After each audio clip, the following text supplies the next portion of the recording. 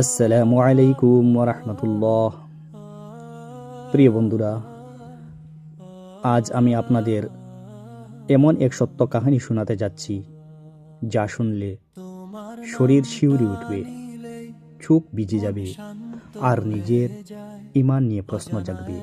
সত্যিই কি আমি ঈমানদার, পরেজগার?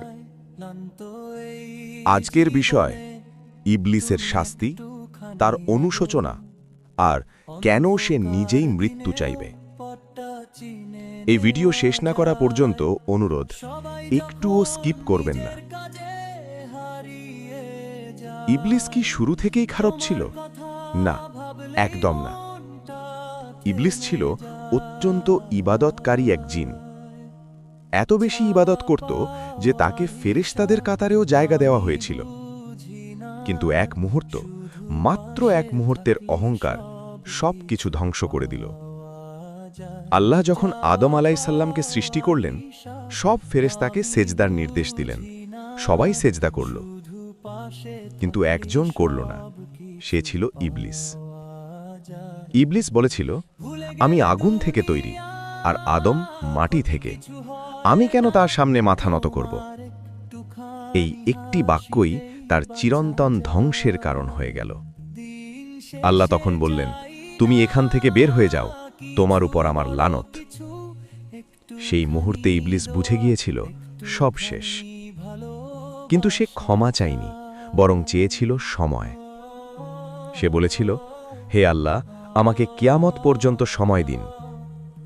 সময় দেওয়া হলো, কিন্তু শর্তসহ, যে যারা তোমাকে অনুসরণ করবে তাদের সবাইকে জাহান্নামে যেতে হবে। আল্লাহ তখন বললেন, তুমি এখান থেকে বের হয়ে যাও, তোমার উপর আমার লানত। সেই মুহূর্তে ইবলিস বুঝে গিয়েছিল সব শেষ। কিন্তু সে ক্ষমা চায়নি, বরং চেয়েছিল সময়। সে বলেছিল, হে আল্লাহ, আমাকে কিয়ামত পর্যন্ত সময় দিন। সময় দেওয়া হলো, কিন্তু শর্তসহ, যে যারা তোমাকে অনুসরণ করবে তাদের সবাইকে জাহান্নামে যেতে হবে। ইবলিস তখন শপথ করল, আমি মানুষকে ডানে বাঁয়ে, সামনে পেছনে সব দিক থেকে বিভ্রান্ত করব। আজও সে কাজটাই করছে। নামাজে অলসতা, হারামকে সুন্দর করে দেখানো, গুনাহকে ছোট মনে করানো। কিন্তু একটা বিষয় মনে রাখবেন, ইবলিস জোর করে কাউকে গুনাহ করাতে পারে না। সে শুধু ফিস ফিস করে। পা বাড়ানোটা আমাদেরই কাজ। কিয়ামতের ময়দানে যখন মানুষ বলবে, শয়তান আমাদের বিভ্রান্ত করেছে, তখন ইবলিস বলবে, আমি তো শুধু ডাক দিয়েছিলাম, তোমরাই এসেছিলে। সেই দিন ইবলিস নিজেও কাঁদবে, কিন্তু সেই কান্নার কোনো মূল্য থাকবে না। তার জন্য থাকবে চিরন্তন আগুন। জাহান্নামে ইবলিস থাকবে, কিন্তু সে মরবে না। আগুনে পুড়বে, আবার নতুন দেহ দেওয়া হবে, যেন শাস্তি শেষ না হয়। সে তখন বলবে, হে আল্লাহ, আমাকে মেরে ফেলো। কিন্তু আল্লাহ বলবেন, এখানে মৃত্যু নেই।